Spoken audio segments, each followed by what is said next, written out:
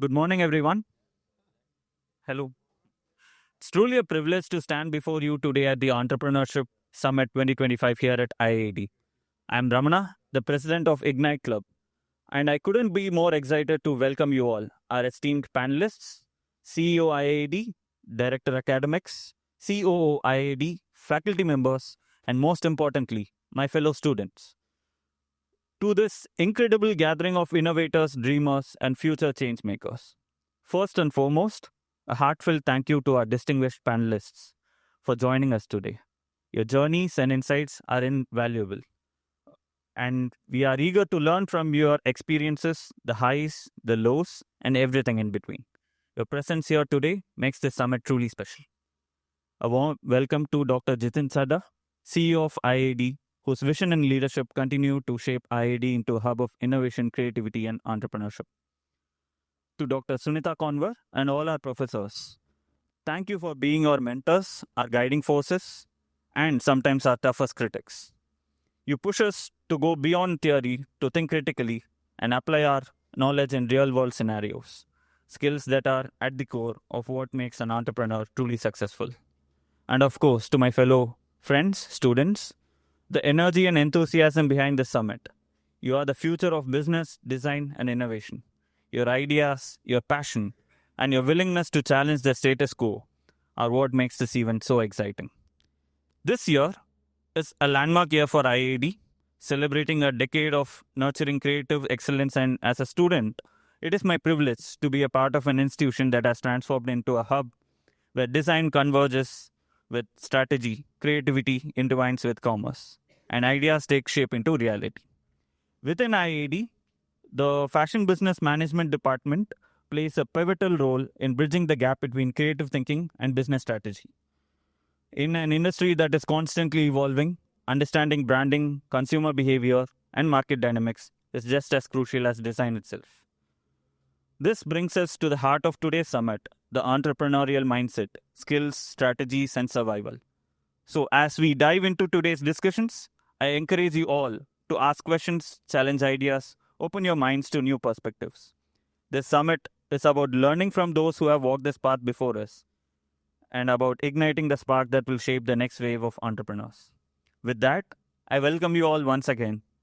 Let's ignite ideas, challenge conventions, and shape the future of entrepreneurship together. Thank you. May I now request Dr. Jitin Chadha, CEO of IIAD, to kindly address the gathering. Good morning, everyone. Morning. It's an absolute pleasure to welcome you to the IIAD Entrepreneur Summit today. Today, we gather here not just as students, faculty, or industry leaders, but as individuals who share a vision. One of innovation, resilience, and the pursuit of creating something meaningful. Entrepreneurship is not just about building businesses. It is about building futures. It is about taking an idea that exists only in your mind and turning it into something tangible. Something that has the power to create change. It's about resilience, risk, and an unshakable belief in possibility. I know this because I've lived it. When I started IIAD, it wasn't just about creating another institution. It was about redefining how design education is taught in India. There was no set roadmap, no guarantee of success, just a vision and the determination to make it real. And like any entrepreneurial journey, it came with its challenges, moments of doubt, obstacles that seem insurmountable, and lessons that only failure can teach you. But this is the essence of being an entrepreneur. It is about learning, adapting, and pushing forward when the odds are against you. Every entrepreneur in this room, whether just starting out or already on their journey, will face these defining moments. What will set you apart is not just your idea, but your ability to execute them, to navigate uncertainty, to keep going forward even when the world tells you to stop. Today, we are very fortunate to have 5 extraordinary entrepreneurs with us who have built, disrupted, and redefined industries. Their experiences, insights, and struggles hold immense value for anyone who dreams of creating something of their own. This summit is not just a conversation, it is an opportunity to immerse yourself in the reality of entrepreneurship, to understand that success is really a straight path, and to learn that every challenge you face is a lesson waiting to be embraced. And speaking of growth, IIAD is now on the brink of an exciting new chapter with our upcoming campus in Gurgaon. But this expansion is more than just a bigger space. It's a reflection of a bigger vision, a commitment to providing world-class education, cutting-edge facilities, and deeper industry collaboration to equip the next generation with tools to thrive. So as you listen, engage, and reflect today, remember, entrepreneurship isn't about waiting for the perfect moment. It is about starting where you are with what you have and committing to the journey. Thank you very much. I look forward to the discussions. IIAD presents the Entrepreneur Summit 2025, a powerhouse event where you gain exclusive access to the minds behind your favorite brands. From bold startups to industry giants, this is a chance to engage in thought-provoking discussions, gain insider insights, and fuel your entrepreneurial spirit. Introducing our panelists, a dynamic lineup of founders, innovators, and business leaders who have carved their own paths, reshaped industries, and are here to inspire the next generation of changemakers. Miss Vandy Mehra, the driving force behind Study by Janak. She epitomizes ambition and compassion. Her leadership in luxury retail balances success with humility, making her a standout figure in the industry. Let's welcome Miss Vandy to the stage with a huge round of applause. Mr. Shivam Shahi, co-founder and COO of Tokai Coffee Roasters. He is a problem solver with over 12 years of experience in operation and business development. From his roots in Pedrona to leading India's specialty coffee expansion, he exemplifies entrepreneurial ingenuity. Mr. Mohit Jain, the CEO and founder of Miraggio, he is reshaping modern fashion accessories with innovative designs. Armed with a degree in business marketing from the University of Guelph Humber, he combines strategic planning and consumer insight to drive the brand's success. Mr. Kunaal Kumar, as Managing Director of Modern Bazaar, he rebuilt the family business after adversity and expanded it to 21 outlets across Delhi NCR. His dedication to quality service and innovation has made Modern Bazaar a household name in premium grocery retail. Mr. Ashish Dev Kapur, an award-winning hotelier, restaurateur, and a water sustainability philanthropist. He is a trailblazer in hospitality with iconic ventures like Whisky Samba, Antares Restaurant and Beach Club, Dim Sum Bros, and The Wine Company. As vice chairman of Gurujal, he has rejuvenated over 200 lakes and ponds, showcasing his commitment to ESG leadership. His expertise extends to luxury consulting and hosting the OTT series Connoisseur Conversations. Finally, I call upon Dr. Sunita Konwar, Head of the Fashion Business Management Department at IIAD, to kindly take the stage as the moderator for the panel discussion today. So what we can do is maybe I can introduce the audience to you all. So we have students here. They are doing their 3 years of undergraduation and they are mostly in the Fashion Business Management Department. Unfortunately, because this hall is a little small, there are many more who wanted to come, but we wouldn't be able to kind of accommodate so many. So we have right now only these students. And so we have undergraduate, which is for 3 years. So they have all mix of first year, second year, and third year students. And we have post-graduation. There's some of them, as I said, the second year students, some of them are doing their live industry projects. So they are with the industry. But those who are doing their business plan, they aspire to become entrepreneurs. So they are all sitting here. So we have 2 years of master's students here and 3 years of undergraduate. And we have faculty members sitting here. So, and I really feel that today the conversation, though it may look like a very official setup, but I think we would like to have a very heart-to-heart conversation. So when the question answer session opens up, you please feel free to ask any questions that you may have.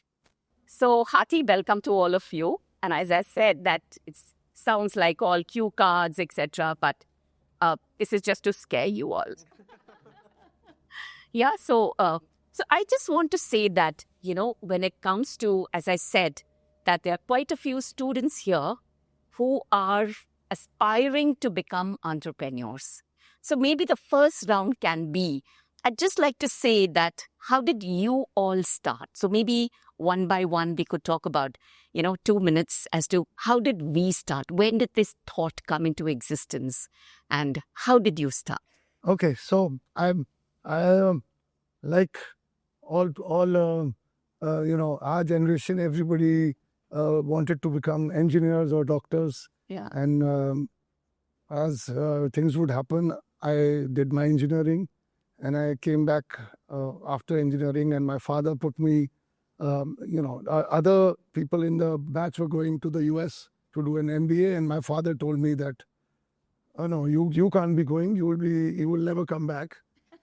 So you stick with me in a family business, which was a one store in Vandy Mehra, and he told me that I will teach you MBA, which was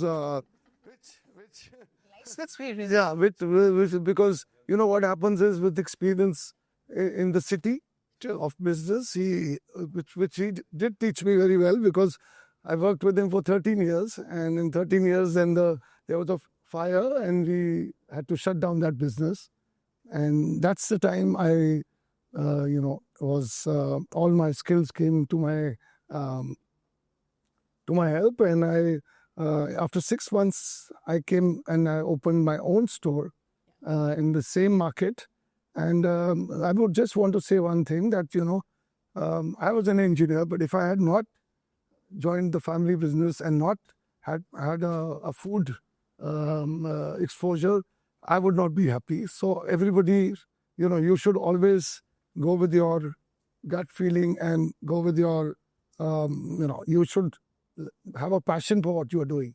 So if you do that, then you will be always successful with that. So that's why when I started doing the food, I started enjoying it, and I was very happy that I was in that.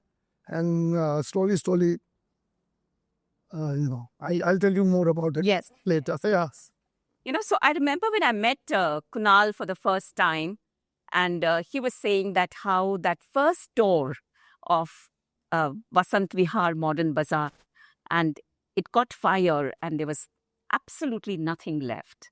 And at that time, store. yeah, that was a landmark store. It was a landmark store. And Kunal used to be very young at that time. And my husband used to be studying at St. Stephen's. And he said that all of his friends would go to Modern Bazaar, not to buy stuff so much as to see Kunal. And from there, he met somebody, and he said that this person he met, he told him that don't worry, in the future, you will have chain of Modern Bazaars. And I think Kunal has proved that with 23rd store of Modern Bazaar coming up in Delhi.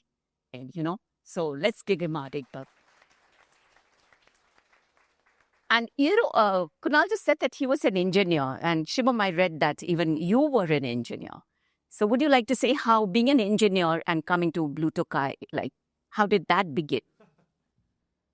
I mean, for engineers, one thing is very common. Unknown excites us, right? Because we don't know our own shit. And the thing is, all the engineers look for challenges, and if something is super unknown, I guess our brain starts becoming more functional. So, retail or coffee or food. This was all I was not even exposed to coffee until my college, because you just can't afford coffee, right? Back then in 2012, then went to Canada for my studies, wherein because you just can't afford to eat outside, given the stipend you were getting, you were forced to consume coffee. And that was the easiest hack to kill the appetite while we were doing our post-graduation.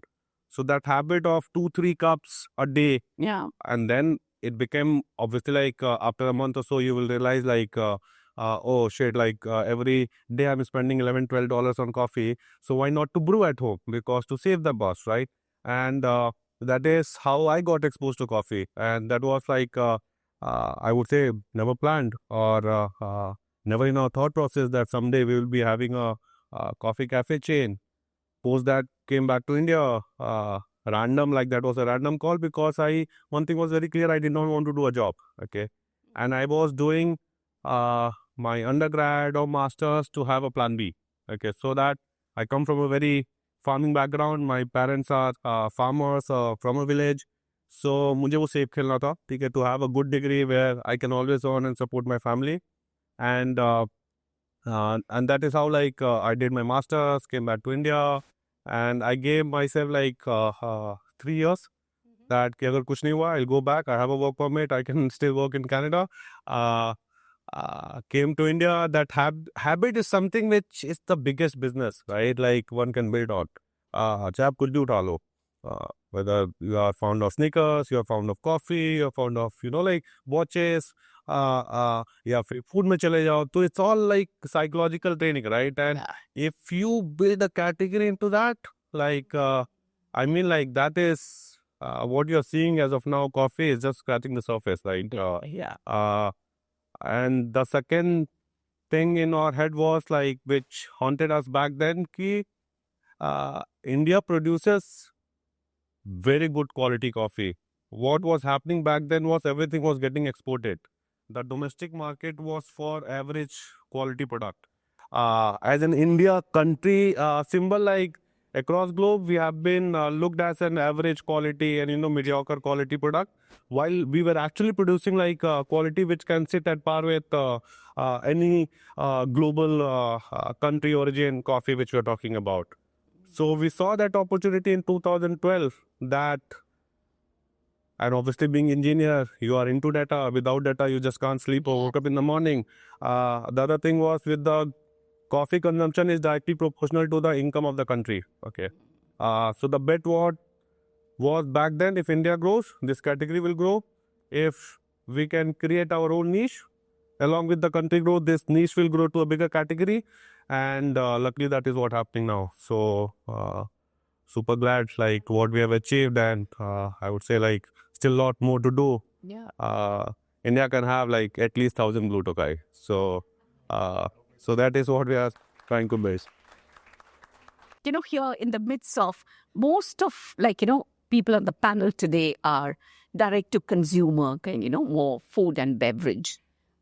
Maybe we can ask, in this world of, conventional beliefs, how do you think is Whisky Samba doing so well? Or would you like to say, how did this thought of, starting Whisky Samba and you being a hotelier and a restaurateur, how did that begin? Actually, also an engineer. Also, Really? Oh, wow. and Okay. I'm not a hotelier by degree, but I have been baptized by fire. Oh. In the sense that I've done the work, but I'm an engineer by degree, and I worked with the GE Capital in finance.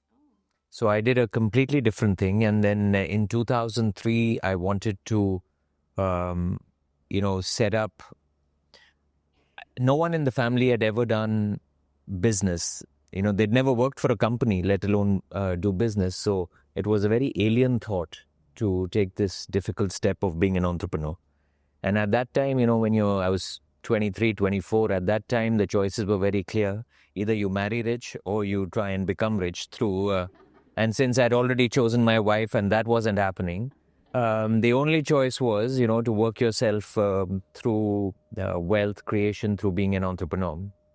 And my first business was Yo China. And at Yo China, the whole idea was, how do you make food in general and specifically Chinese glamorous and young? So, everyone in India We serve a dish called chili chicken. It's never served in a Chinese restaurant in China. Or you have a dish like American chop suey, which is neither in America nor in China. But our country, has so much aspiration in it, because if you see youngsters like us over here, and obviously you guys, but none of us would necessarily go, on a date to, say, a South Indian restaurant, however much you like it, right? But you'd go to a Chinese restaurant because of these reasons. Momo is called a dim sum, American chop suey, chicken Hong Kong. There's no chicken Hong Kong in Hong Kong. But essentially, it's about creating aspiration. Yeah. Right? So that was the first thought. And I raised capital. I lost capital. I went nearly bankrupt. So I went through all the learnings. But for me, I think, as I pivoted from budget to experiential, I think the key is, listen, if you have a pressing need you see in the market, there's a genuine gap that you can fill. Like they said, like Kunaal said, if you're really passionate about something, what you're doing, jump in and do it. And then trust the process. And of course you will make mistakes, and that's part and parcel of it. But the whole, like in Hindi they say, jhukti hai dunya, jhukane wala chahiye. Right? So as an entrepreneur, your journey is to create that beautiful vision that genuinely serves a need. That's the key. And then go down that path.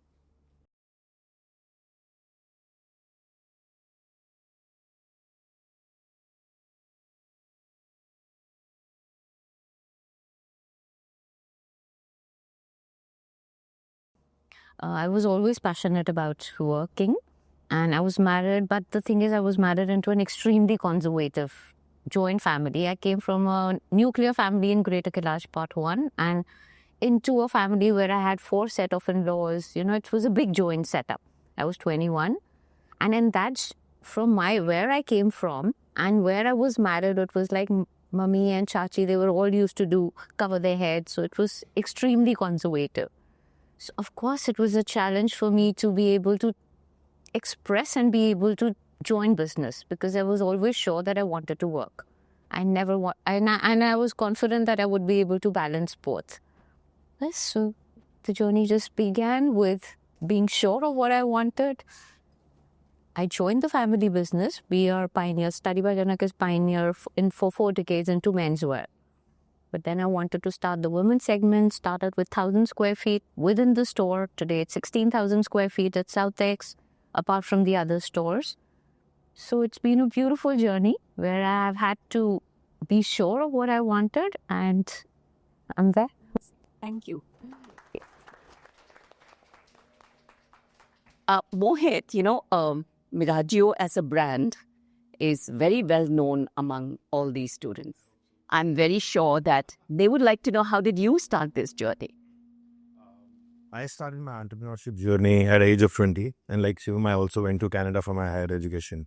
So I started a dropship business, importing few stuffs from China and selling it in India while I was in Canada. Although I was making a decent amount of money, but it just didn't fulfill the purpose. And I wanted to create something which creates a larger impact and has a real brand value as well. So in 2018, I decided to come back to India after spending 3.5 years in Canada.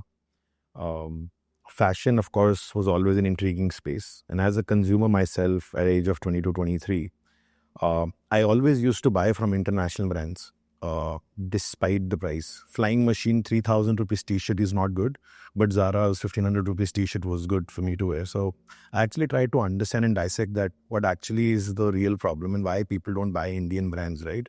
And I think it was all about the presentation, the trend incorporation, how the overall brand experience was, from their social medias to retail experience to even packaging experience, brand building. So I think we focused on it, and I said I'll do something in fashion for sure, but not coming from a fashion background, no fashion education. Sizes was something that I was scared of, because it would lead to a lot of inventory problem, and it would lead to I didn't have enough capital as well. So handbags, of course, was the largest category without sizes. And we found a very big gap in Indian market where Either they were mass market brands, which was like a commodity based product, but not solving a purpose for a young age audience, a new age audience that I could see coming in. And on the other hand, there were brands which were highly priced international brands like Aldo, Steve Madden, which were actually half the price in Western market. So in between, there was a very big gap, and that's where Miraggio came in as an idea, and we started in 2019, and here we are. So having done that quick round of how we started, my first question to Shivam, what motivated you to transition from a field where, like when you look at Indian population, they're mostly into tea consumption. Like even Jitin, I know whenever I go to his room, if he's having, it's only tea. I've never seen him having coffee. Yeah? In a country traditionally known to be a tea consuming country, how did you recognize the potential of coffee customers? It's not chai versus coffee. Even I drink tea. So one has to understand, like, tea is a very in-house consumption. You consume it within the home, right? And the social setup for tea outside the home is very disorganized, and only there are limited players trying to upgrade that, right? Yeah. And anything which is being made at home, okay, I would say it's not aspirational in for Indians, right? So tea is a traditional drink which we all love. It's the same way like we all love dal chawal at home, okay? But that was not the use case which we are trying to challenge or solve, right? So what happens is, like, with all this internet, with all this social media, with all this travel exposure, what changes? That is the lifestyle, right? Coffee is a lifestyle business, okay, wherein like tea cannot fit. Tea is not a lifestyle business, right? While coffee is. And back then, even today, what Mohit was saying, that India में कोई coffee brand था नहीं. आप जो भी consume कर रहे हो, आप बाहर का ब्रांड कंज्यूम कर रहे हो, right? And there was no Indian story, good Indian story, right? Which all the young people here, okay, love. Like, if any Indian brand is sitting at par with a global standard, okay, like there is a preference, right? And there is a belongingness, there is a likelihood that you will convert to that particular brand, and so that factor. And I believe, like, what chai is today, the most consumed beverage, I guess, in our generation itself. Let's say, for example, my son, he is like 2-year-old, right? Imagine his life after 15 years, okay? When you start, I'm pretty sure, like, for him, chai will be nostalgia, right? Given the lifestyle, right? You're taking him to outside, like you're going to cafe, restaurant, all the places where he is not seeing the tea, right? And so as at the home also, the reduction in the consumption of tea is happening, right? People are getting into morning coffee, people are getting into kombucha, people are, getting into so many other beverages. So there are different alternatives for tea which people are doing, right? Pehle log raat mein bhi chai peete the. I doubt, like, now we drink at 10:30, right? We will rather go for a kombucha or, like a lighter version of some beverage. So given that, like, and the lifestyle changes, plus like how India is growing, I guess in 15 years, like, it will swap position, like where tea is today, in terms of volume, coffee will become, and what coffee right now is foreign for most of us, tea will become the same thing. So and that is bound to happen because of, like, all the other external factors. So that was the bet which we were taking on. We never built the business assuming like we will take a share of tea, because coffee is more than product, right? It's a lifestyle. Like 70% of the time you are visiting a cafe not to have coffee, right? There are different use cases which you are compelling you to go to the coffee shop. So meeting, date, like XYZ other factors. So combining overall all this business KPIs and like what you want to pick 3-4 and build the space accordingly, and then I guess, like, then it becomes an execution game. So what are the biggest challenges that you faced as a woman entrepreneur in the fashion industry, and how did you overcome that? I shared one challenge already that being from a modern family to a very, very conservative family. And that, of course, it took me a while. My kids had to be a certain age so that I could still, really make them understand my yearning to work. So that was the biggest challenge. And on top of that, it was a family business, which was 4 decades old into menswear. I wanted to start my women's vertical also, which was completely new territory for the family. So that was again taken in an apprehensive manner. But I guess with time, if you really believe in what you do and you're able to prove yourself that, how beautifully you can handle the relationships, you can handle the home there for everybody when they need you, and yet follow your passion. And you believe in your passion, things just fall into place with time. So started with going in the morning and coming back by 3, and then it doesn't happen. Once you're at work, you're just at work. So within that 1 year itself, it became a full-time passion for me. And I guess my biggest support was my husband, because he was always silently there as a mentor, and yet he was, without, and gave me enough space to do whatever I wanted to. Along with him, my another big mentor, I say, is Sister Shivani. She introduced me to Raj Yoga and to meditation and connected me directly so much to God and the spiritual field that then once you're calm and stable inside, no matter what challenges come, and challenges is something we all will face, no matter what. But you're always calm and you're able to handle everything which comes across your way. So today we are happily, I started the line with making my own corporate wear and club wear, what I wasn't able to find easily. But now we are completely from the corporate to the bridal. So it's a full collection in a huge space. So pretty happy and feel so blessed. Okay, thank you. So, Ashish, when you talk about, I'm very sure that there are times that one has failed. Multiple times. And this is something which I feel that very important for the students right now to understand. One of my students sitting there, when there is failure, how does one motivate oneself to bounce back once again? What were the failures that you faced and how did you come out of it? I mean, I can share a genuine personal story with you. I was 25 when I started Yo China. At 27, we raised about 100 crores through private equity. And at 29, I went nearly bankrupt. And it was every mistake in the book, everything. I don't think anything prepares you for going through these mistakes.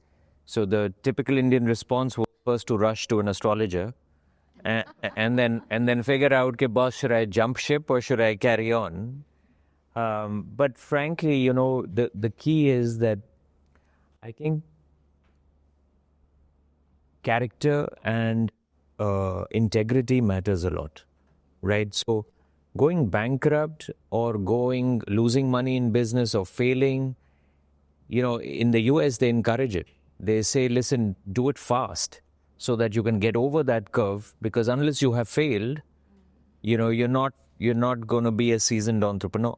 Yeah. But the only thing that will keep you going at that moment is integrity, because you need the ecosystem to support you. So your ecosystem, be it your suppliers, because there will be a time when you won't be able to pay your suppliers. There'll be a time when you can't afford rentals or your promised payments are running late.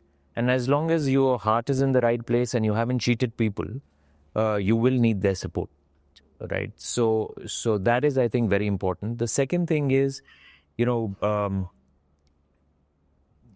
ego has to be in check, and pivoting is very important. So you fail. Like when we looked at our model, we pivoted from budget to experience. Because we saw that the store formats in brick and mortar retail, you couldn't sweat the asset or the store with a budget format. And luckily for us, maybe that call was in hindsight great, because imagine if you had a chain of Yo Chinas today and the way Zomato and Swiggy do delivery, half the revenue would have been takeaway delivery sales, and the dine-in stores would have really suffered. So in hindsight, failing fast was very, very good, because you can't take away the experience of going to a wine company or a Whisky Samba. You can't get it at home, right? Or an Antares or any of these places. You can't get it at home through delivery. So that pivoting helped a lot. But it's, take this, the failures as lightly as you take success, because both are going to come. There's a beautiful poem that my mum gave me when I was growing up. She had no clue I'd be an entrepreneur. She was an English teacher, so she gave me her favorite poem, which ended up becoming my favorite poem, which was Rudyard Kipling's If. And in that poem, it clearly says that treat triumph and disaster as imposters, because both of them are two sides of a coin. Both will come, both will go, and aap apni dhun mein chalte raho. There's no other way. Yeah. Yes. Thank you. Kunal, in this world, when each one of us, we're going for Blinkit and we're going for Zomato, do you think Modern Bazaar is in any way affected? Not that Modern Bazaar is not on, it's not available online. It is. But how do you challenge that competition? So at the moment, it's one of my difficult times with this, the quick commerce coming in.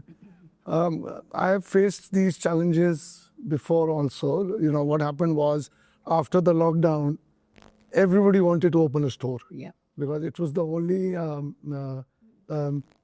occupation or the only thing which was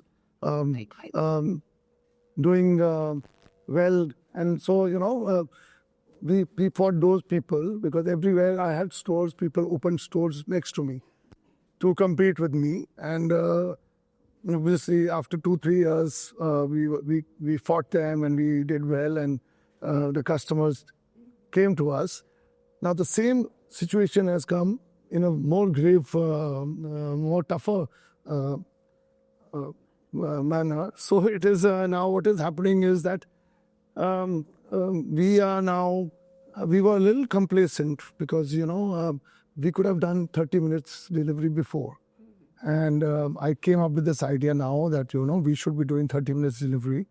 Blinkit and Amazon and Big Basket and Zepto, these companies are only for quick fads. It's not, you cannot have your whole 50 or 60 things list delivered by them. We have 20,000 SKUs. We are stressing on the fact that quality cannot be compromised. Quality and variety is what is, and we are planning to, God willing, planning to open more stores and connect them with the with online and fight them.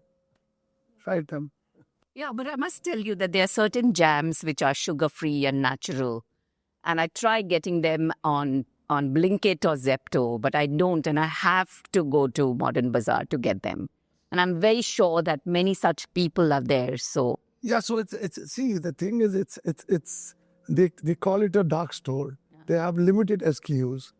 If they change their format and they make the dark stores bigger to house more items, then the whole process is of no use then. Yeah. So Mohit, this question for you, when we talk about, I'm very sure as a young entrepreneur, I've read this line which says that it's very important to have a very clear purpose and a very clear vision. So how do you think that has helped? What is it that vision that you have where you want Miraggio to go? I think a purpose or a vision gets built over the period of time, especially as a young entrepreneur. I felt that. I started my journey, as I said, at the age of 20. When I started Miraggio, I just wanted to start a fashion business, but I didn't actually think what it will be. But over the period of years, we've got success in online. Now we're thinking in entering into retail. So I think it just keeps changing. It just keeps evolving over the period of time. But if I were to answer in simple line that what I want Miraggio to be is one of the largest fashion accessories brand out of India for India and going global. So that's one of my vision because I haven't seen any fashion brand or per se fashion accessories brand which is new age, sits at par with global standards. There are so many international brands that we buy out of, and they're all made in the same place. I mean, either in India, either in Bangladesh, Vietnam, China, right? Probably the same factory as well. It's just the label and the name that changes, and then the price tag completely changes as well. So I think, probably Miraggio is delivering a lot better quality today than many international brands, but at half the price point. So I think vision over the period of time just gets evolved. It's very important to have a beginning, to start any business. So yeah, I think that's what my vision is for Miraggio. So I'm going to come back to maybe Ashish, and it says that one of my questions is the numerous awards and recognitions that you have achieved. How has this impacted your Whisky Samba's growth, and how do you stay innovative in this competitive world? I think, the awards have nothing to do with the guest experience. The guest experience is meal by meal. And that's the key, because I tell everyone that a restaurant visit is like a 60-minute holiday. You don't have an option of doing just service or just food or just ambience or just music. Or everything has to be right. And I think the first part is about focusing on that guest being completely pampered with warmth. That's one part. The second part is innovation.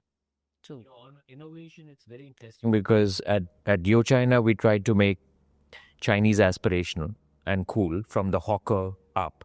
At Wine Company, we said, listen, we believe there's a consumer for wine, but how do we make wine young? With Whisky Samba, similarly, we said whiskey everyone's grandfather drinks, but how do we make whiskey young?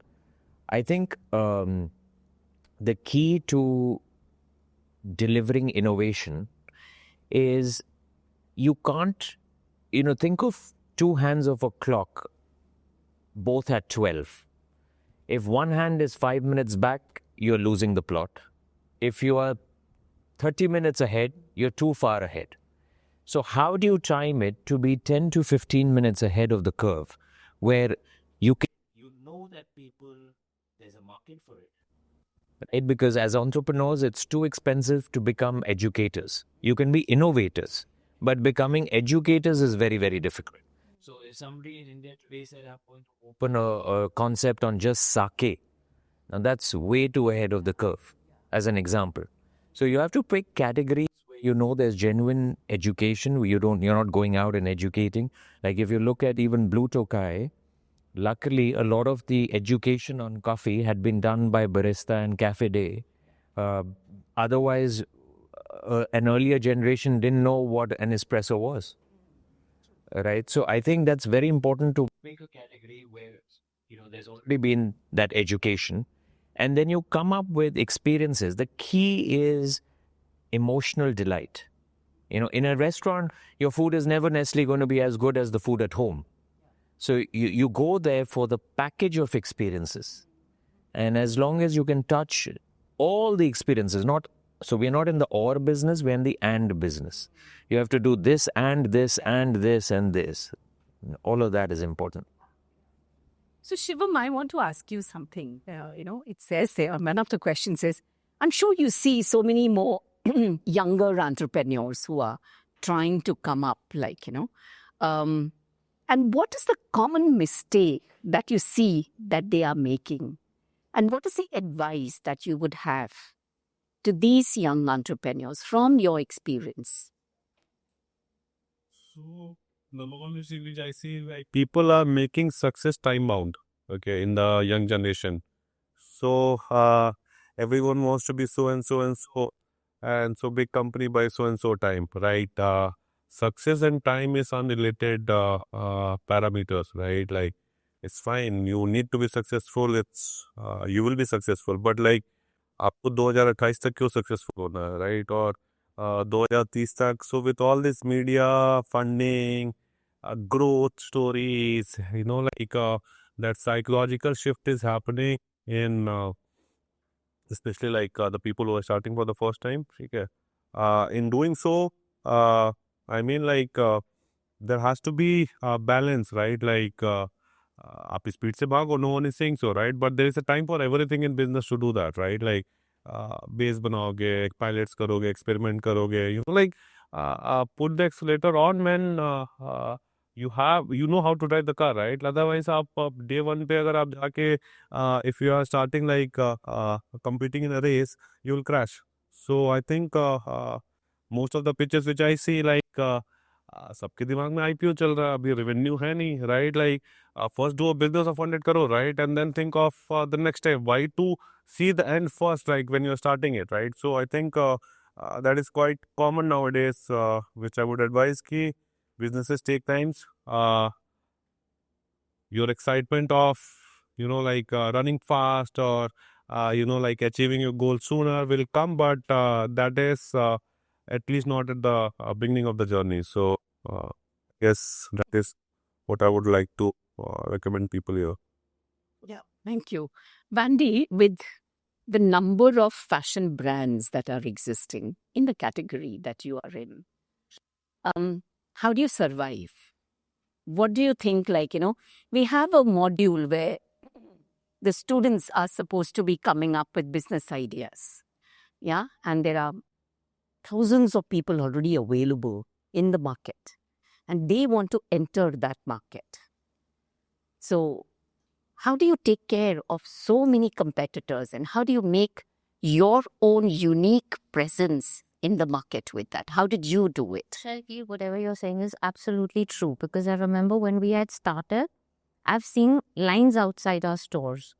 The brand was so aspirational that I've actually seen the first store, flagship store was Karol Bagh. I've seen lines till Jainson's because we couldn't allow so much of entry, though it was a very big store. But with the changing time, with so much of travel and awareness, and now lately, I think the biggest challenge for fashion retail brands are all the exhibitions which are happening, which never used to. So, of course, all that also eats away from the business. But I believe that what has kept Study by Janak a relevant lineage brand along with a modern outlook is that we are forever changing our fashion sensibilities. We're keeping a core business ethos in place. We are very clear we are an occasion wear brand. We don't want to diversify into an everyday brand. So anybody with a special occasion in their house, everyone dreams and aspires to look their best. So we are definitely the pioneers in that and we've stuck to that. But keeping the brand ethos in mind, where we're forever still changing. Like I would say the embroidery techniques are relatively similar, but our silhouettes, the patterns, the color palette which we follow there, that has to be relevant with the changing and the demand of today. So it's a sync of the lineage along with what is needed now. Where even the marketing is concerned, earlier it was just print marketing. At the onset, it was just the larger than life ad campaign we would shoot, and the print is what in the earlier time we were winning all the best ads awards also because of the kind of, having huge shots with elephants and everything was going on. But with time now we've understood that it's the digital marketing which is ruling right now. So that is where the focus has shifted. And whatever said and done, you have to keep having events, you have to keep alive, you have to keep letting the consumer know you're there. Because be it a bridal lehenga or a sherwani or your corporate business suit, there's so much is available. And of course, the edge over these exhibitions where you get very economical outfits also. And it's a fast wear and throw garments which are needed. Our speciality is our bespoke. Because to get something customized, to have a bespoke outfit in any category out of everything at our store, and to have it in your measurements and the change of color and the quality which we are there and the kind of service we give to the clients, consumers. And as Ashish shared, experience. The experience of being taken care of, because I keep telling my teams that we do not push what a client wants. We have to understand their needs and then offer and suggest the best at times, which means even overruling what they want, because we know it will not look good on them. So to be integral about this, to suggest what is right for them. And more than the sales, what matters for us is the after sales and the service, because that is how the clients remain loyal and you have all of them coming back to you. So that all these aspects have to be kept in mind. Yeah. So, when I was saying that I'm going to be moderating, they said, ma'am, don't take so much of a time for yourself, because there are lots of questions that we have. And so I'm going to keep it open now for maybe Gargi can start with what she would like to ask any of the panelists. You can throw a question open and anyone who would like to contribute can, towards answering. Yeah, please go ahead. I put a year at heart, so I started. So it's always I've been intrigued that why this name Whisky Samba. I mean, I understand the whiskey part, but why Samba we did? Like I mentioned, that everyone's grandfather, father, everyone's in the family had some elder who's had whiskey. We wanted to make whiskey young. We wanted to, we wanted the world of whiskeys to surprise you. We wanted you to be adventurous with whiskeys. If you've never had a Taiwanese whiskey, if you've never had a whiskey from Ireland. So Samba connotes adventure, connotes fun, connotes, that whole travel feel, and it makes it younger. So I often say that 18 is the new 12 in whiskey, right? So that's the reason that we came up with the name Samba. But in Hyderabad, they thought it's Sambar. So, when I opened there... Combo of whiskey and Samba. Yeah, they thought it's Whisky Sambar. So initially the lineups were for different reasons. I have one more. Please go, Shiva. If you look back, and what are the things that probably you wanted to do different? I mean, I'm not particularly talking about the mistakes, and I know eventually we come to that, but something that would have deterred, done different, who had landed you somewhere else. So what Ashish was saying, we became educators for specialty coffee, right? Because I agree there was coffee existing in the market, but that was more of whipped cream, cold coffee, and that was not pour over Americano, French press, 84 score, 88 score, so we were slightly ahead of the curve. Okay, when I look back, there's no regret about that, but I guess so until I say 2012 to 2017-18, right? It was more of लोगों को समझाने में काफी time लगा मैं, ठीक है. Then during COVID, digital age, people got exposed to, they got time for themselves, and alcohol हो गया, coffee हो गया, these are the categories where everyone wants to upgrade to, better quality and premium product, right? फिर वो थोड़ा assistance हमें मिला during COVID, where people got exposed to,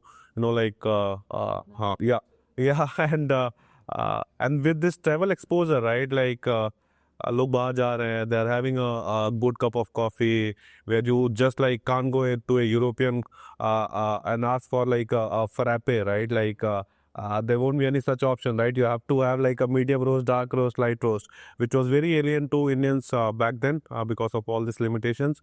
So I think that would be one change. Second is I so wish that all these coffee companies would have not existed. Okay, we would have all started at the same time because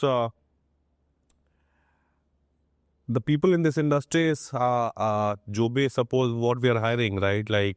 They're accustomed or trained on certain things in their life, right? So if I'm hiring a manager from so and so company, right, to make them understand how to be in our systems or the thought process. So what I would have done is I would have scaled faster in the beginning, okay, because to have that pool of people with me, so we suppose there are 10, 20 people who understand the brand within the company, right? Like 200, 10 out of 10. So I would have increased that pool. That would have assisted me in so right now it's overtime which we are doing, all that 10, 20 people. These two things I would have. So if I have to start Blue Tokai right now, I can build in 3 years. Okay. So that is, it's a good and yeah. Lots of L5 students doing their entrepreneurship project. Yes, please, Tuti. Go ahead. Finally, added that coffee machine part. Is that part of the transparencies or like customers demand for Which coffee machine? he made the puppy? You can see, like doing and making. Yo, so that's not what it is. They sell the hookies. I saw his website that he was coffee machine, like capsule machine. Then Okay. So आप समझो कि what we are trying to make is it looks like a cafe company, but 30% of our revenue is non-cafe. Okay. We are trying to be that one company when you're thinking of having a good cup of coffee, no matter where you are and how you want to consume that coffee, you should be thinking about that Blue Tokai brand. So if you want to brew at home, you want in your college, you want in your office, you want on the airport, so making that product more accessible to the consumers. We don't want to be channel specific brand. We can't compel you कि आपको घर में coffee पीना हम बोल रहे नहीं cafe में आके पियो, right? So and when we know like how to make that beans, right? So once from farm to the roastery, after that don't mount consumers, right? So that is why we are facilitating this ecosystem wherein anywhere consumer wants to consume coffee, I think we should be available. So that is why we sell all this. I have a question. What do you feel in the next 5 years, Gen Z will react to all the different industries you're part in? So let's say, for example, coffee. There must be a certain selling capacity or Gen Z's will like the mass to billing. And the same with models as well. Like Gen Z, I don't PhD, go and buy their own groceries from modern Bazaar. But I feel that Gen Z will make that transition in the next 2 to 3 years. So how be you gonna build the next gens? Gen Z is a younger generation.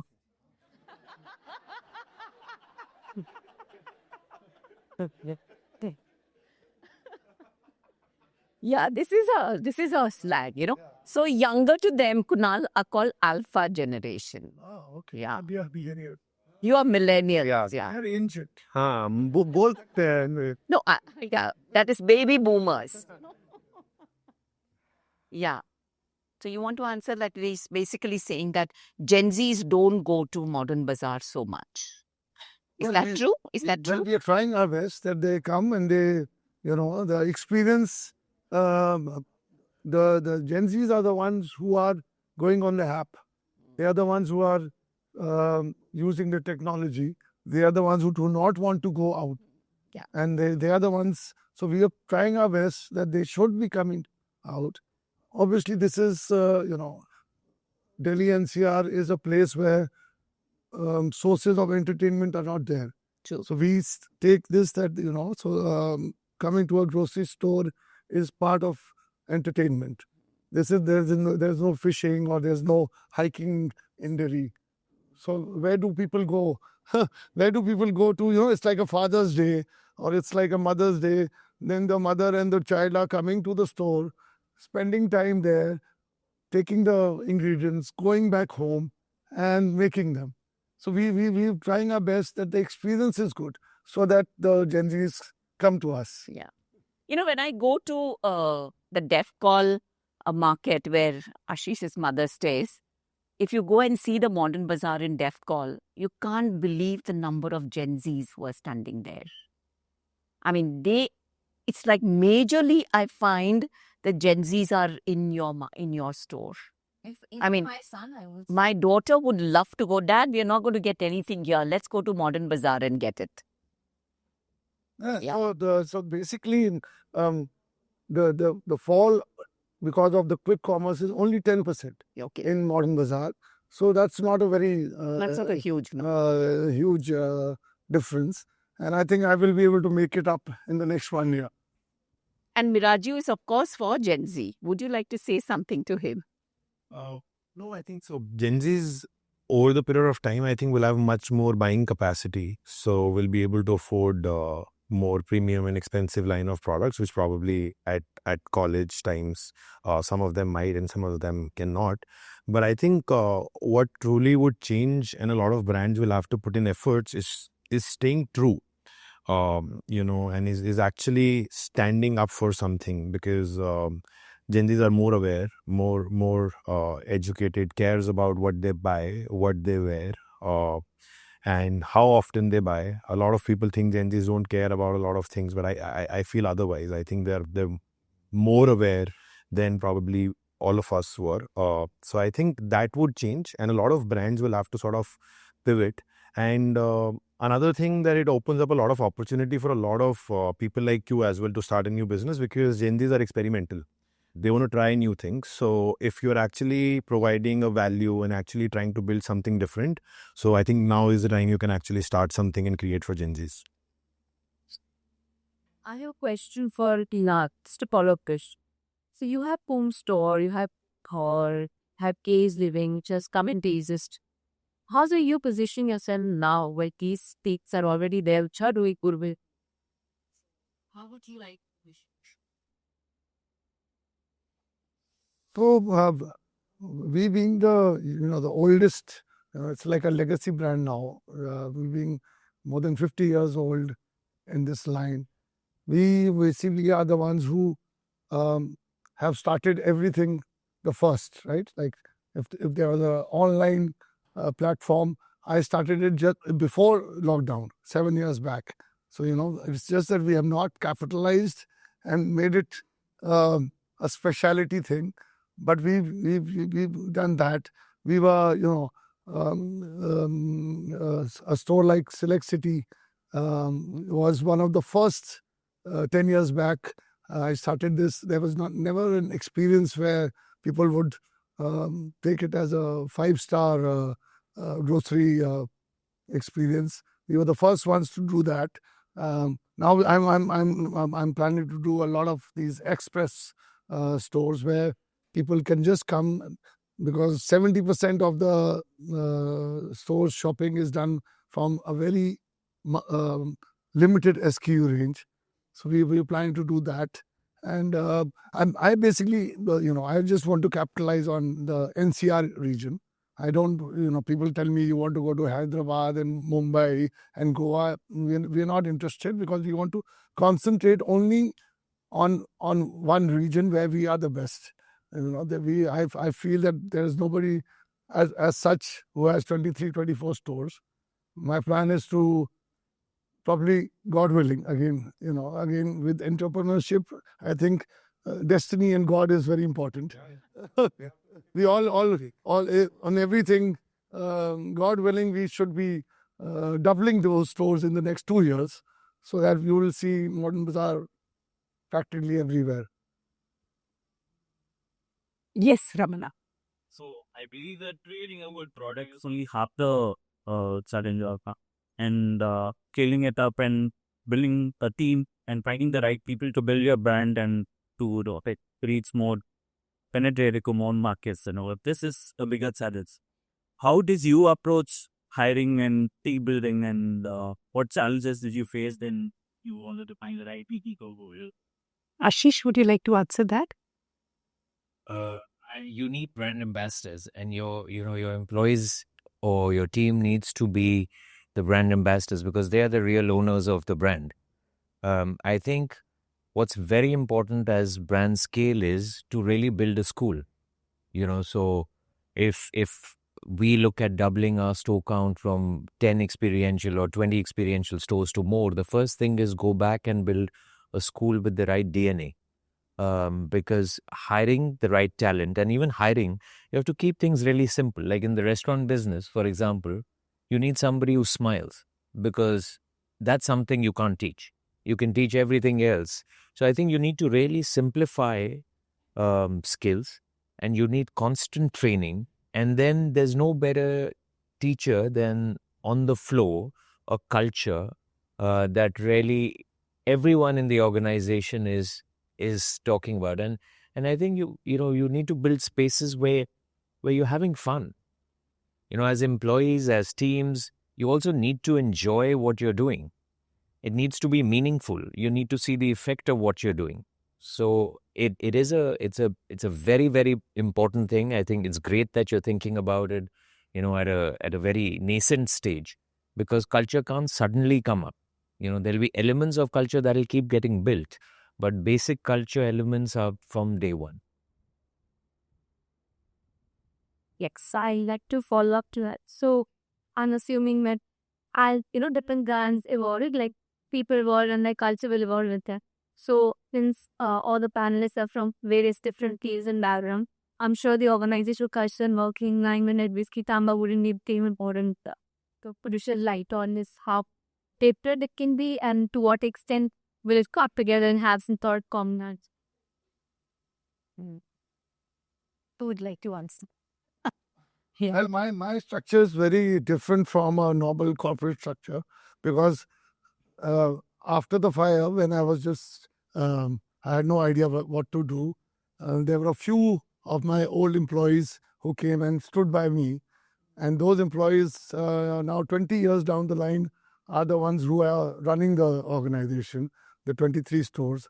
There is a lot of passion which comes with them because they saw the struggle. It's not something which you normally get. It's like a movie story, right? So they are the ones who, there are few of them who don't even take a weekly off. They've not taken offs for 10 years. So they have so much. So it's not a normal structure which is there. But I think it, I inculcate that with them, that, they follow me and they respect you and they love you also, which is very important. If that is there, then they will do much more than the normal employee. Just to answer, ultimately everyone is hiring or working with human, right? आप robot तो hire कर नहीं रहे हो, right? In any business. So three things which we play around, and zero compromise, or would love to give to everyone: respect, growth, and clarity of role. Okay. Once anyone has these three things, I guess no matter whether you are hiring a CEO or you are hiring housekeeping, okay, I guess your problem is of hiring gets very simplified. So to give an example, 93% of Blue Tokai hiring happens through word of mouth and referrals. So we are 2,600 people right now. We hire 210 people every month. Okay. And we don't have to hire we don't still have any consultant, okay, to assist us. So, and the basic remains the same. There will be numerous things I can talk about, the culture, structure, but in my entire thought process, I like to keep things very simplified because simplicity can give you scale. So if these three words you are sticking by in anything you are doing with a human, I guess the life becomes much easier and your efficiency becomes much easier when it comes to execution. So Yes, sir. My question is to you, Shivam sir. So when we think and don't call me sir, we are still very Gen Z.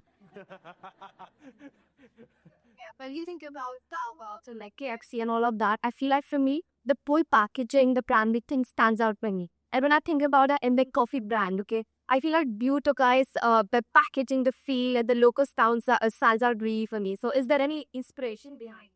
Yeah. So there are three founders, okay.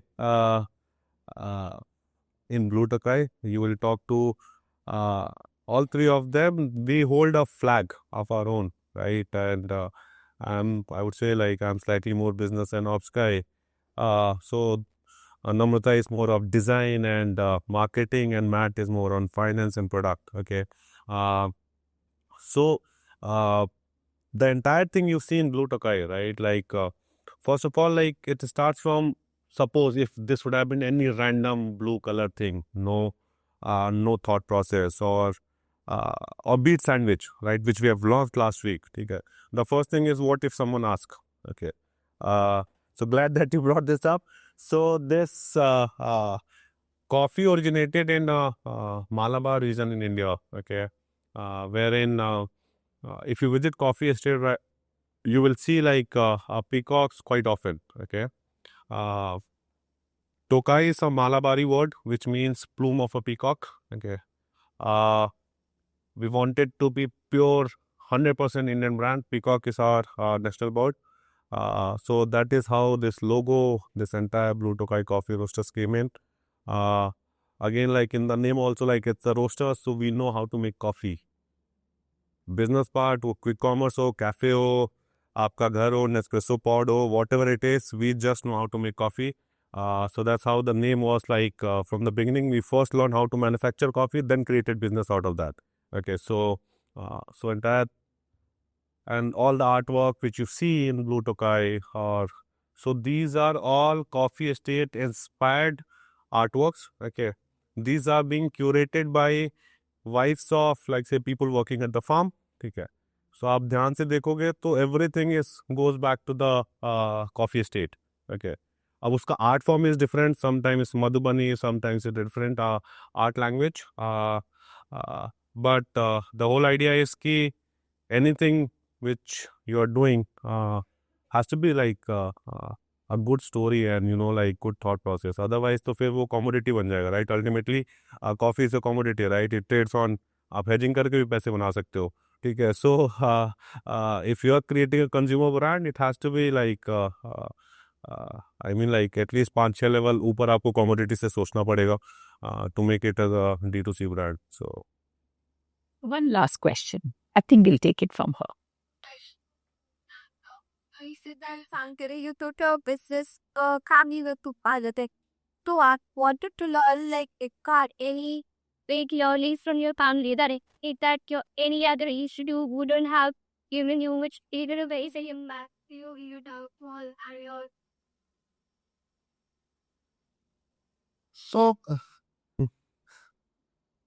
see, 20 years back, the systems were little different. There was no,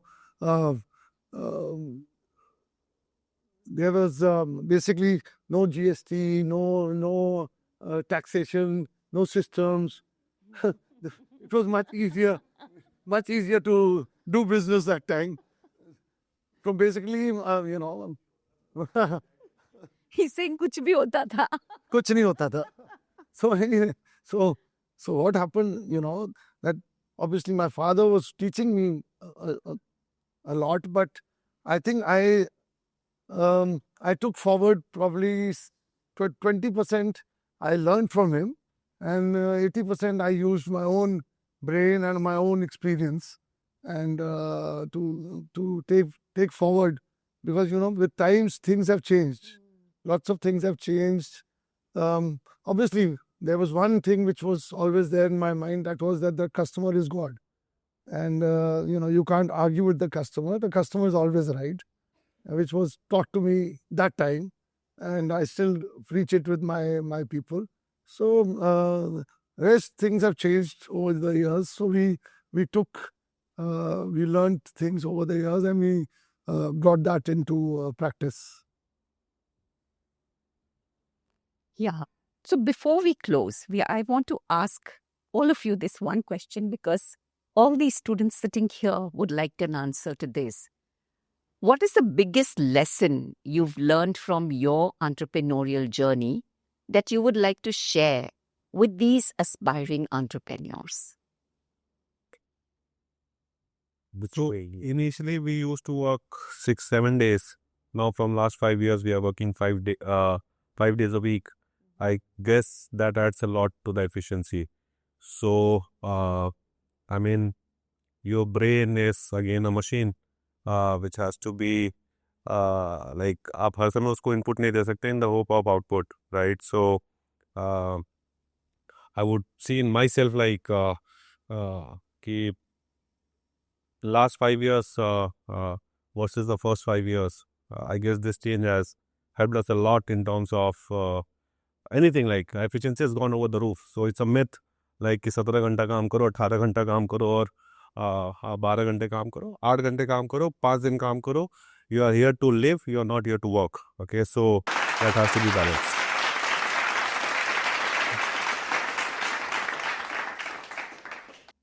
Yeah, Mohit, what would you say?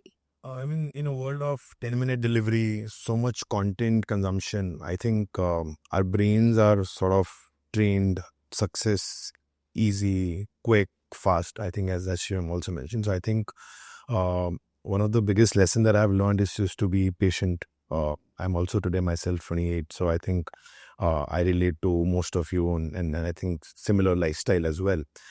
So being patient is important. Determination in building something. There are multiple businesses. Take an example of Zepto. I mean, built in 2-3 years, and I mean there are people who have built business in 10 years, 15 years. I think being patient is very important while building something. And again, quoting Shivam again, as he mentioned, getting into a race just leads to probably an accident. And then actually being patient is the key. I think that's the most important lesson that I've seen and learned in my entrepreneurship journey, which has helped me take right decisions, better decisions, and make Miraggio wherever it is today. So I also want to ask you one question. You as Miraggio has taken students, hired students from fashion business management at IIAD. One of them is sitting here. Yes. So what has been your experience with our students? No, I think he's one of the, he joined us as an intern, and he's the only intern, I guess, who turned it into a full-time employee. In fact, all the experiential events or marketing ideas that you see on Miraggio's social media page or the physical events are probably one of his ideas and are done by him. So I think one of the star employee of Miraggio. Easy. So yes, Ashish, what would you say as my word of caution would be more financial, because I've gone bankrupt nearly once. So I would say, in business, everyone talks about top line, but I say top line is vanity, bottom line is sanity, but cash flow is reality. So if in college, the only statement that you need to learn is understanding the cash flow statement, because that's what's truly important. Everything else, you run the business for profit and pride in equal measure. So it's very important that you make money in what you do. Amazing. Thank you. Vandy, what would you say? Like Ashish, even we learned, everything is about experience. However much sense of style and creativity, which is inherent, but it is always honed by education and mainly experience. So experience even taught us that it is extremely important to be very aware of our cogs, our apex, our margins, our break-even points, to have a sensible roadmap clear in front of us when we are doing any kind of a business is very, very important, because you need to, end of the day, it is money which will run the whole thing. So of course, one has to be prepared for the gestation period if it is a new brand, but to have the correct business model and the structure in place is very important. Once you're very aware, and then of course that would happen, and you will be able to sustain this only when you're totally passionate about what you're doing. So it has to be, whatever you start has to be something which comes from within. That will give you the courage and the resilience that whatever challenges come, you're going to be successful. So it has to be a balance with clarity of the financials and the business model also. Thank you. Thank you. Kunaal, what would you say as I think make big ambitions, make big goals, work towards it. Ups and downs will come. Surely downs will come, but just be resilient and keep going on, and I think then successful is always assured. Yeah. But you know what happens is like when you are facing that down phase, you know, at that time when you are hitting the rock bottom, at that time to be able to sustain that this was my long-term dream. It's so easy, you know, to give up on your dream. How does one not give up on the dream, even if you have hit the rock bottom? 10 साल का plan मत करो, 3 साल का plan करो life में, because there's no point exaggerating your thought process. And you know, like so what I'm thinking right now, I was not thinking in 2020, and what I will be thinking in 2027 is not what I'm thinking right now. So first achieve what Gaurav said, build a sustainable business. There's no point of overloading your brain with aspiration and down with execution, right? So cut it short. Her time 3 साल का सोचो is what I would recommend. And then achieve that. ठीक है, जो 3 साल में सोचा, right? ठीक है, 10 साल का अभी से सोच लोगे तो आप तो आईपीओ सोचोगे, राइट? तो फिर आप सेबी के रेगुलेशंस पढ़ने लगोगे वर्सेस लाइक से कैश फ्लो पढ़ना पहले सीख लो. So everything comes with time, right? So I guess like again patience, everyone is saying so, and I guess like ambition रखें, there has to be regularity in your thought process, there has to be upgradation. Software भी हर 2 साल में reset होता है, तो हम आज से 10 साल का क्यों सोचें, ठीक है, राइट? आप सोचो कि ब्लू टोकाई जेंजीज के लिए, मिलेनियर्स के लिए स्टार्ट हुआ, right? In 12 years we have become a Gen Z brand because that shit has happened. So if and you never know, right? Like after 10 years, like it will be Gen Alpha brand. So so one has to think like thoda short, like because generally again all the theories push you to think like 10 years, 20 years, 30 years. मतलब रिलायंस ने जो पिछले 5 साल में business किया उसको करना होता तो 20 साल पहले भी कर चुका रहता, right? So he saw the opportunity, he did it at the right time, and you guys are sitting on like, I mean like fashion right now is like the most happening and the most hottest category. जितने पिछले 2 साल में 500 crore plus brand बने हैं D2C में, ठीक है, has all like and sustainable, right? Like Sniff, Soul Store, you name it, like Rare Rabbit, this has all come from this category because disposable income is increasing. And you know, like एक time के बाद necessity के बाद people move towards lifestyle and you know like fashion and coffee, and so I mean like it's a very good opportunity for all of you to think about starting something of your own, and trust me, market is going towards that, and you'll be highly supported by increase of consumerism by Gen Zs in India. So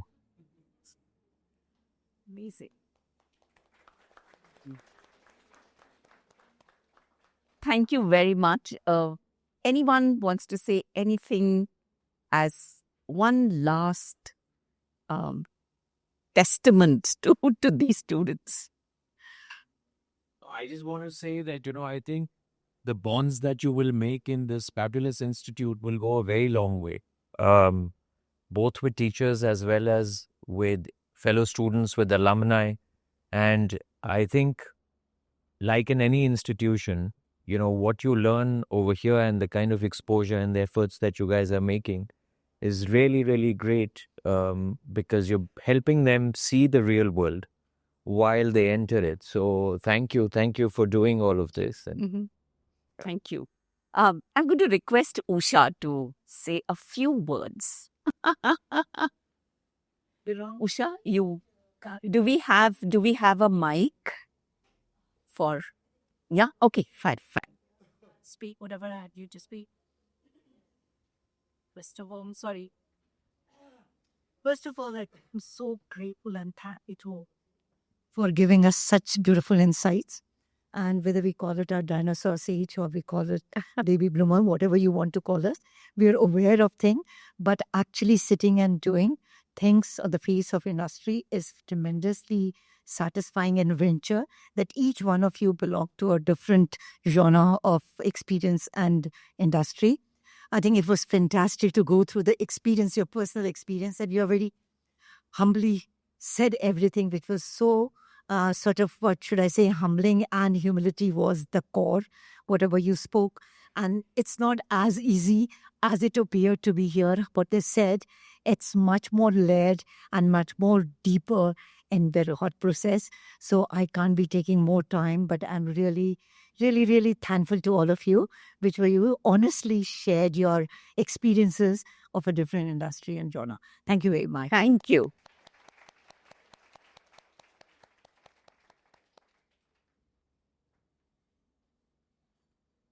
Good afternoon, everyone. As we come to the close of this remarkable Entrepreneur Summit 2025, it is my privilege to extend a heartfelt appreciation to all those who made this event a grand success. First and foremost, I extend my sincere appreciation to our esteemed panelists, the visionary leaders who took time out of their busy schedules to share their insights and experiences with us. Thank you to Mr. Kunaal Kumar, Ms. Vandy Mehra, Mr. Ashish Dev Kapur, Mr. Shivam Shahi, and Mr. Mohit Jain. Your journeys are truly inspiring, and your presence here today has provided invaluable learning for our students and aspiring entrepreneurs. This event would not have been possible without the relentless support of our CEO, Dr. Jitin Chadda, our Director Academics, Professor Usha Nehru Patel, and our COO, Ms. Simrit Joshi. I would like to express my deepest gratitude to them for their unwavering support and vision that continues to create a platform where learning, creativity, and entrepreneurship thrive. I would also like to thank the head of the FBM department, Dr. Sunita Konwar, and the entire faculty team, Ms. Alka Gupta, Ms. Gargi, Ms. Swati Singh, Mr. Abhishek Verma, and Mr. Anshuman Srivastava, as well as Ms. Neha Bora, for their continuous guidance and mentorship. Their passion for shaping young minds and fostering an entrepreneurial spirit is truly commendable. A special thanks to Ms. Asha Kumari and communication team, whose efforts ensured that the event was not only well organized, but also effectively reached and engaged our audience. Their dedication behind the scenes has been instrumental in making today a success. I would also like to extend my heartfelt gratitude to Mr. Mahesh Nautiyal, Registrar of IIAD, for his constant support in making all the arrangements for this event. A huge round of applause to the Ignite Club and our student volunteers, whose enthusiasm and hard work have been the backbone of this event. Your dedication and teamwork have been nothing short of exceptional. To all our students attending today, thank you for being here, for engaging, for asking questions, and for absorbing the wealth of knowledge that was shared. You are the future of innovation, and I hope today's discussion has sparked new ideas and aspirations within you. Lastly, but certainly not least, I want to acknowledge our incredible staff for their seamless support, ensuring that everything ran smoothly from start to finish. It has truly been an inspiring day, and as we leave here, I hope we all carry forward the motivation, insights, and entrepreneurial spirit that this summit has ignited. Thank you once again, and we look forward to many more such enriching gatherings in the future. Thank you. May I please request Usha ma'am to please hand over small tokens of appreciation. So should I begin from? Yes. I think, okay, I could. Start.